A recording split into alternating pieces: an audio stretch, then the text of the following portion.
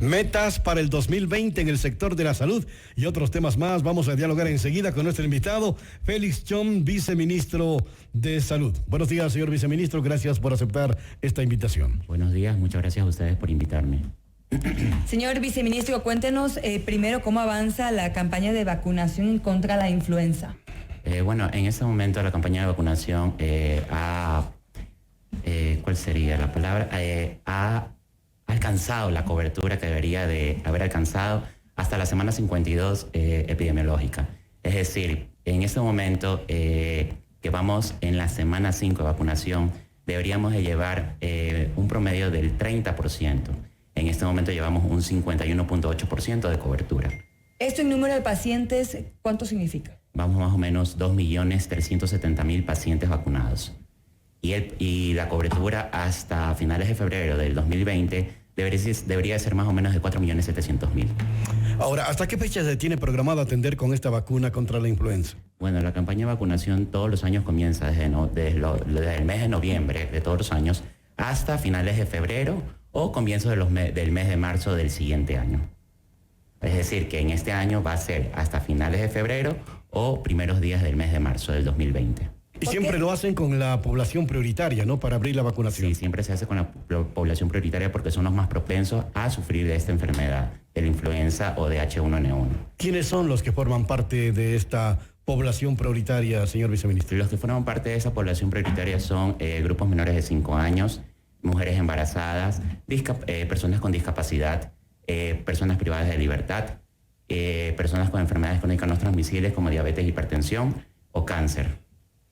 Ahora, la influenza H1N1 puede confundirse con una gripe común. ¿Cuáles son las diferencias para que quienes nos escuchan y tengan los síntomas no se automediquen? ¿Qué es lo primero que hacemos? Porque muchas veces no hay tiempo para ir al médico o no hay dinero para ir al médico también. Ya, el síntoma principal de la influenza H1N1 es cuando uno sufre de una insuficiencia respiratoria grave. ¿Qué quiere decir esto?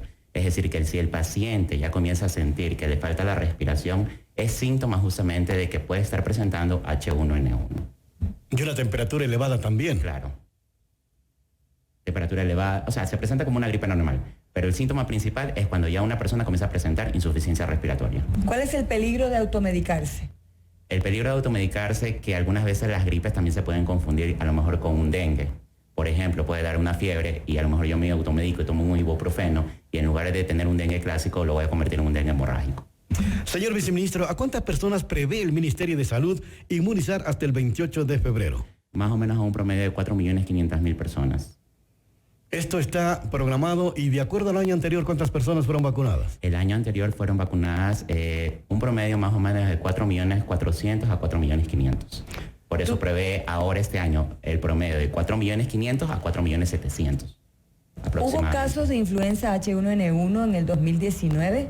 Sí, sí ha habido casos de H1N1. En total, es decir, desde lo que va desde la semana 43, el mes de noviembre, vamos más o menos unos 136 casos de H1N1.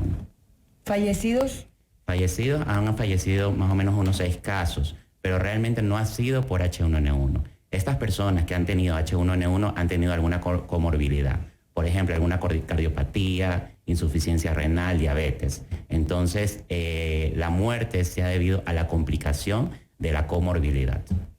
¿Y esta campaña qué abarca? ¿Ustedes están visitando lugares, los barrios o las personas deben acercarse a los centros de salud? Bueno, el Ministerio de Salud Pública está brindando la campaña de vacunación en todos los establecimientos de salud del Ministerio de Salud Pública, hospitales u unidades operativas en el primer nivel de atención, segundo nivel de atención y tercer nivel de atención. Aparte, el Ministerio de Salud Pública cuenta con la estrategia médico del barrio.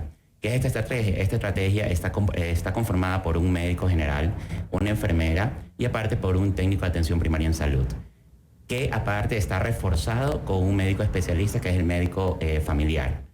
Ellos hacen atención comunitaria, es decir, van de casa en casa brindando atención médica. También va dirigido justamente a los grupos prioritarios, pero igual atienden a todo público o a todo paciente. ¿Es la primera vez que hacen esto en el Ministerio de Salud, visitando el médico, el barrio? No, ya la estrategia médico del barrio se viene implementando hace aproximadamente un año atrás. Ustedes también están visitando escuelas, guarderías. ¿Qué pasa si una institución educativa, alguna unidad educativa desea que su brigada de salud los visite? ¿Cuál es el contacto? ¿Cómo pueden ubicarlos a ustedes para poder hacer esta solicitud? Ya, cuando alguna unidad educativa cree que está presentando a alguno de sus alumnos un caso de influenza, pueden contactarse con el distrito de salud más cercano o el que le pertenece realmente a esa unidad educativa. Se contacta con el distrito de salud de forma inmediata arma un equipo en el cual van y se dirigen al colegio y obviamente primero constatan de que si hay un caso de influenza o H1N1 y aparte de eso brindan la atención y brindan justamente lo que es la vacunación. Dan capacitaciones y educan al personal y a los alumnos. Ahora, en esta época fría que probablemente se extienda hasta febrero, el número de pacientes con enfermedades respiratorias aumenta. ¿Usted tiene alguna información estadística del número de personas que sufren de estas enfermedades precisamente en el país? Ahorita el total de casos de influenza es aproximadamente de 148 casos. Entre esos 148 casos tenemos 136 casos de H1N1. 6 casos son de influenza H3N2 y 6 casos más son casos de influenza tipo B. ¿Por qué la vacuna se la pone justamente del mes de noviembre hasta el mes de marzo? Porque el virus comienza a circular en esta época. Entonces, justamente se realiza la campaña de vacunación en esta época para prevenir que las personas adquieran la enfermedad. Ahora, en el Ecuador se pone justamente la vacuna, la trivalente. ¿Por qué? Porque circulan estas 3 clases de virus. Es decir, influenza H1N1, H3N2 y tipo B. Ahora, con relación al año pasado, ¿han aumentado los casos? ¿Han disminuido los casos? La verdad, en este momento está controlado, más bien han disminuido los casos. Bueno, aprovechando la visita del viceministro de Salud, Félix Chong, queremos tocar otros temas, como por ejemplo los medicamentos para enfermedades catastróficas. ¿Qué está pasando? Las personas, vimos que a inicios del año pasado, la Corte Constitucional tuvo que pronunciarse sobre este tema porque los pacientes sentían que no estaban recibiendo estos medicamentos que para ellos son vitales. Bueno, en este momento ustedes yo creo que tienen conocimiento que se ha procedido a actualizar lo que es el Cuadro Nacional Básico de Medicamentos. Se hizo la última edición, que es la 10ª edición del Cuadro Nacional Básico de Medicamentos, en el cual se han incluido justamente medicamentos para este tipo de enfermedades. ¿Para qué tipo de enfermedades específicamente? Para las enfermedades catastróficas, como por ejemplo lo que es cáncer. Bueno, realmente lo que es cáncer. Nosotros hemos visto a través de las redes sociales que ahí está el caso de Ariel, seguramente usted lo conoce, que está, por decirlo de alguna manera, en alguna pugna con el IES por un medicamento que necesita este pequeño. ¿De alguna manera el Ministerio de Salud puede ayudar a esa familia para que puedan conseguir el medicamento? La verdad, lo que es, atención en el IES, en el Instituto Ecuatoriano de Seguridad Social. El Instituto Ecuatoriano de Seguridad Social es una entidad autónoma. ¿Qué quiere decir esto? Que ellos son los encargados de adquirir sus propios medicamentos. Nosotros, en este momento, por ejemplo, hemos procedido a colaborar con el IES en lo que es los pacientes con VIH. Porque el IES justamente tampoco ha quedado desabastecido en lo que es los medicamentos contra el VIH. Y entonces el Ministerio de Salud Pública, en preocupación por este tipo de pacientes, procedió a colaborar con el IES en lo que es los medicamentos con VIH. Pero el IES realmente es el que se encarga de adquirir por su cuenta, como le dije, es una entidad autónoma, todo tipo de medicamentos. Señor viceministro, ¿el Ministerio de Salud está garantizando la atención integral, incluidos los medicamentos para quienes sufren de enfermedades catastróficas al momento? Sí.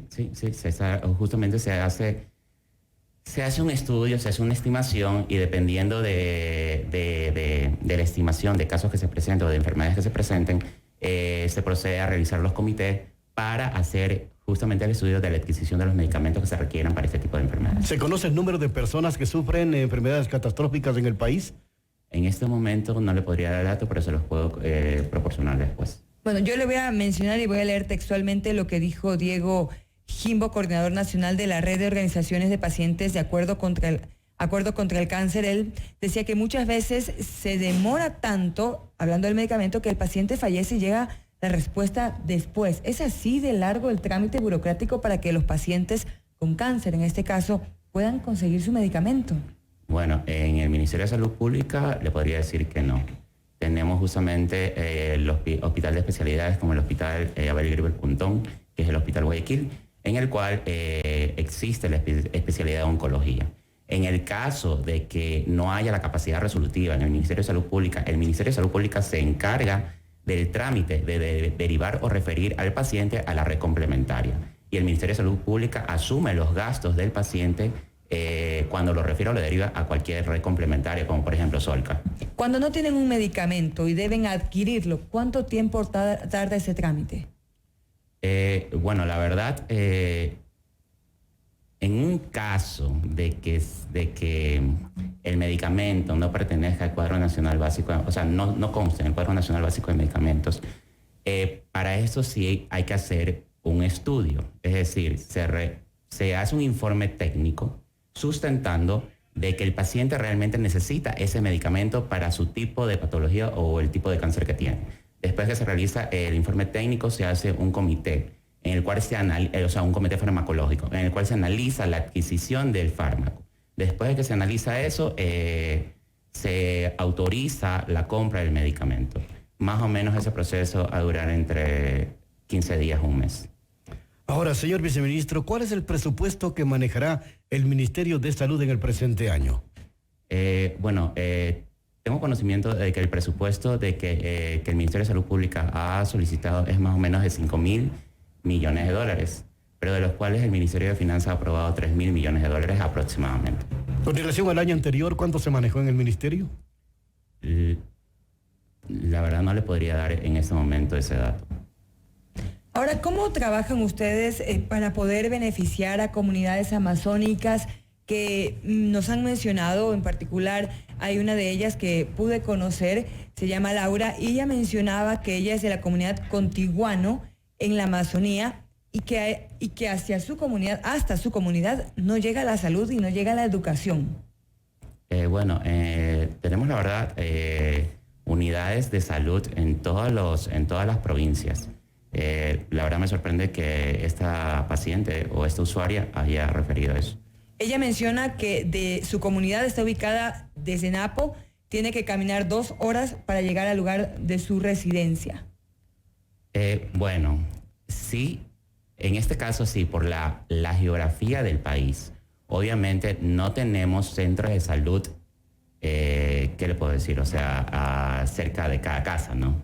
Entonces, por lo que es en el oriente, los centros de salud no son en mayor cantidad. Algunas veces sí es verdad que los pacientes se tienen que trasladar a los centros de salud, algunas veces hasta en el oriente, por vía canoa o lancha. Pero de que existen centros de salud del Ministerio de Salud Pública que brinden la atención, existen.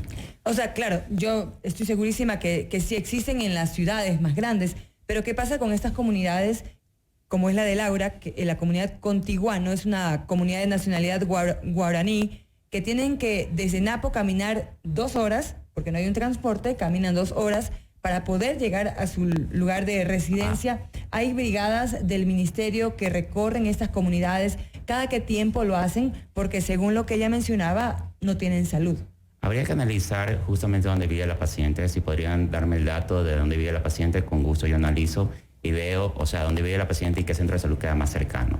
En el caso de lo que usted me está preguntando, que si hay brigadas médicas, exactamente, si hay brigadas médicas como le existe, justamente existe lo que es el médico del barrio, que va de casa a casa y de puerta en puerta. Pero en el caso de comunidades amazónicas lejanas, ¿cómo trabaja el Ministerio de Salud Pública? Justamente lo que usted dijo, se forman brigadas y se hacen las visitas domiciliarias. ¿Cada qué tiempo? Las brigadas se forman realmente, van semana a semana. O sea, no es que es pasando un mes ni pasando 2 meses. O sea, nuestro equipo de salud, todas las semanas tienen que ir a visitar las casas o hacer visitas domiciliarias, porque ellos en su producción tienen que presentar un estimado de atenciones en lo que es la comunidad. En esos registros que ustedes manejan, ¿cuántas comunidades amazónicas han sido visitadas? Las comunidades amazónicas La verdad, en este momento no le puedo tener el dato exacto porque estamos justamente a finales del año. Se están consolidando todos los datos. Es decir, a mediados más o menos del mes de enero vamos a tener los datos oficiales de todas las cifras o la producción que ustedes me están consultando. Perfecto. Yo tengo el contacto de Laura y se lo voy a pasar, señor viceministro, muchas porque gracias. es muy importante que ustedes tengan conocimiento de estas comunidades que seguramente están demasiado alejadas. Algunas de ellas me mencionaban no tienen ni siquiera acceso a la educación y es importante que el gobierno también pueda atender todas las necesidades. Señor viceministro, ¿cuáles son los nuevos objetivos o nuevas metas que se ha trazado el Ministerio de Salud para este 2020? Bueno, las nuevas metas que tenemos, les podría decir que, por ejemplo, en la estrategia, en lo que se refiere a estrategia de prevención y control, a nivel de lo que es la estrategia de tuberculosis, el Ministerio de Salud Pública tiene pensado o va a implementar justamente 20 equipos de diagnóstico para fortalecer lo que es el diagnóstico de la tuberculosis y el tratamiento de la tuberculosis. Es decir, para detectar oportunamente la enfermedad e ingresar al paciente oportunamente al tratamiento y así evitar que la enfermedad se propague. Con respecto a lo que es la estrategia de VIH, el Ministerio de Salud Pública sigue haciendo las adquisiciones de los medicamentos que requieren los pacientes y aparte lo que es pruebas para diagnosticar lo que es la enfermedad justamente también oportunamente. En lo que se refiere a lo que es la malaria, el Ministerio de Salud Pública está trabajando en conjunto con la Organización Panamericana de la Salud y la Organización Mundial de la Salud en lo que es la implementación de la estrategia para la eliminación de la malaria. Entonces, ¿a qué se refiere esto? Es que se va a estratificar o hacer un mapeo de dónde están los puntos focales donde exista la malaria e intervenir y diagnosticar de manera oportuna para justamente llegar a lo que es la eliminación de la malaria. La OPS realmente ha felicitado al país por el trabajo que está haciendo con respecto a este tipo de patología, por lo cual justamente está dando apoyo y se quiere llegar para el 2023 a eliminar lo que es la malaria. En lo que se refiere a promoción, por ejemplo, de la salud, el país ha implementado lo que es la estrategia del PRIANE, que es el Plan Intersectorial de Alimentación y Nutrición de Ecuador, que es 2018-2025. Ya se ha implementado esto en 50 cantones y se quiere seguir implementando en 40 cantones más. Se ha hecho un lanzamiento, o mejor dicho, en este mes se va a hacer un lanzamiento con lo que respecta al estudio Milena. ¿Qué significa esto? Es que el país va a hacer un estudio en lo que es la estimación del impacto del costo económico del embarazo en las adolescentes, en lo que es la atención integral de salud. Por ejemplo, en el tema de los pacientes con discapacidades, el país sigue implementando o apoyando con ayudas técnicas. En este año se quieren entregar ayudas técnicas, más o menos un promedio de 64.000 ayudas técnicas, entre las cuales está lo que es para el apoyo de movilidad, auditivo, visual, órtosis o prótesis. Bueno, o sea, el país sigue trabajando, sigue fortaleciendo los servicios de salud para dar una calidad y calidad en la atención. ¿Y cómo van a trabajar puntualmente en el caso de los embarazos adolescentes que usted acaba de mencionar? Hay un estudio realizado por el Observatorio Social del Ecuador y de organismos internacionales que daban una cifra realmente alarmante y preocupante. 40 niñas de entre 10 y 14 años dan a luz cada semana en el país. Justamente por eso se va a hacer el lanzamiento del estudio que le estoy diciendo, para analizar e implementar estrategias para evitar lo que es el embarazo en adolescentes. Pero en el 2020, ¿qué estrategias van a implementar? Dependiendo de lo que arroje el estudio, dependiendo de las cifras o de las conclusiones y recomendaciones que arroje el estudio, se implementarán las estrategias adecuadas y pertinentes. En este momento no le podría decir porque necesitamos hacer el estudio para poder implementar las estrategias. Pero ese no es un tema nuevo, porque ya en el año anterior el Ecuador también arrojaba cifras muy importantes. Era el tercer país en la región con la tasa más alta de embarazos de adolescentes. O sea, es un tema ya recurrente en nuestro país, lamentablemente. Se está trabajando igual en la promoción y en la prevención. ¿Qué significa? Que se dan en todos los establecimientos de salud, se dan las charlas educativas con respecto a embarazos en adolescentes. Y aparte de eso, el Ministerio de Salud Pública proporciona, mejor dicho, anticonceptivos. tanto para hombres y para mujeres. Y en el tema educativo de enseñarles a las niñas lo que tiene que ver con las relaciones sexuales, el saber que puede quedar embarazada, todo lo que conlleva el comenzar una actividad sexual, ¿se dan charlas, capacitaciones en las escuelas o ya en los colegios? Bueno, se está justamente articulando con el Ministerio de Educación para comenzar a implementar o dar charlas en las unidades educativas. Ese es un trabajo intenso que tiene que realizar el Ministerio de Trabajo en este año, porque las cifras de personas de menores embarazadas es verdaderamente alarmante, señor viceministro. Bueno, el Ministerio de Salud Pública le puedo decir que está preocupado por toda la salud del país, sobre todo nuestra ministra de Salud, aparte que es una ministra de Territorio, o sea, sabe la realidad en el territorio. Y ella está preocupada por justamente avanzar y fortalecer los servicios de salud. ¿Cuándo conoceremos los resultados del estudio que usted menciona y sobre todo, y más importante, las estrategias a implementar para poder trabajar en estos casos puntuales como el embarazo Bueno, adolescente? ustedes saben que más o menos todos los estudios duran un aproximado de un año. Entonces yo creo que a finales del próximo año podríamos estarles presentando los estudios. Pero mientras tanto se continuará trabajando en este tema. Claro, mientras tanto, como le dije, se va a seguir haciendo lo que es la promoción y prevención tanto en los centros de salud y, como le dije, el Ministerio de Salud Pública está articulando con otras entidades, otras instituciones, justamente para dar charlas educativas y prevenir lo que es el embarazo en las adolescentes. Bueno, hemos finalizado esta entrevista. Queremos agradecer al viceministro de Salud, Félix Chong, por haber conversado con nosotros y tratar este tema importante. Primero, la influenza. Recuerden que si usted tiene síntomas, lo más adecuado no es automedicarse, debe acudir a un médico. Recuerden que hay centros de salud muy cercanos al lugar donde usted vive y lo más importante son gratuitos, así que hay esas facilidades. Muchísimas gracias, señor viceministro, por habernos acompañado esta mañana aquí en el noticiero. Muchas gracias a ustedes por habernos invitado. Este es Notimundo al Día, siempre bien informados. La información actualizada minuto a minuto, ahora también en imagen a través de FM Mundo Live.